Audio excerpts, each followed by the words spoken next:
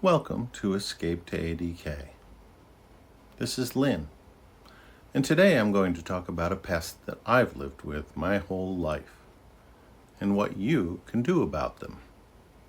Black flies are among the most annoying pests in the Adirondacks, in spite of being among the smallest. These tiny insects appear in droves in April and early June, and they're hard to ignore. According to the University of New Hampshire, black flies tend to bite most in mornings from 9 to 11 a.m.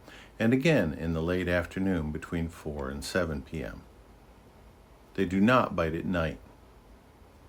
My personal experience is that they're frequently worst on sunny days. Because of this, you can often find some relief under a deck or a similar solidly shaded area, although this may not be the case in heavy forest. The Animal Diversity website says they're vicious biters of dogs, cats, humans, and domesticated livestock. Humans are great targets because we exhale more carbon dioxide than any other host. Black flies will follow carbon dioxide trails to their victims, and once they find their target, they tend to bite exposed areas such as arms, legs, ears, and mouth. On humans, it's also common to have bites directly below the belt line. Black fly bites itch tremendously soon after occurring and can become red and very swollen for a few days. The bite then shrinks in size but becomes very itchy. The itching and pain are caused by anticoagulants and toxins introduced when the bite occurs.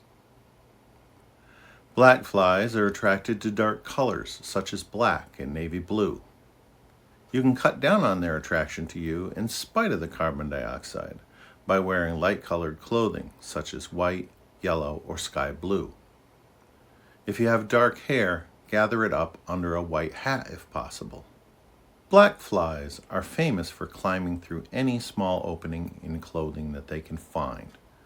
Securing sleeve ends, tucking trousers into socks or tall boots, and wearing a zippered or solid shirt instead of a button-up can help. Shoulder-length head nets can be helpful, but unless attached to a net shirt, the nets will not keep them out for long, and they are notorious for finding ways even into full body nets.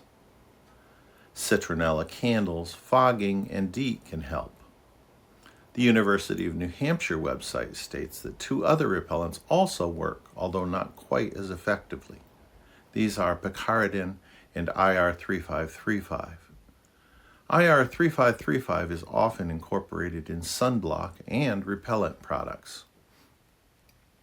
Although black flies reproduce in running water, they're frequently found miles away from the water.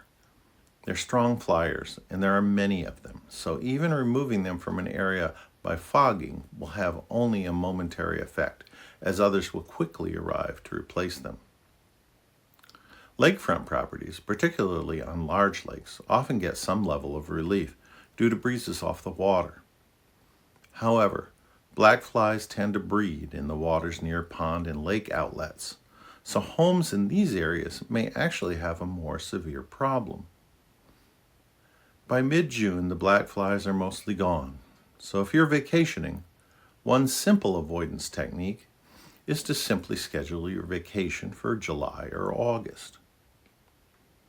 If this video was helpful for you, please subscribe so you can catch our other great videos. And please tell others about our channel and website. Thanks so much for visiting.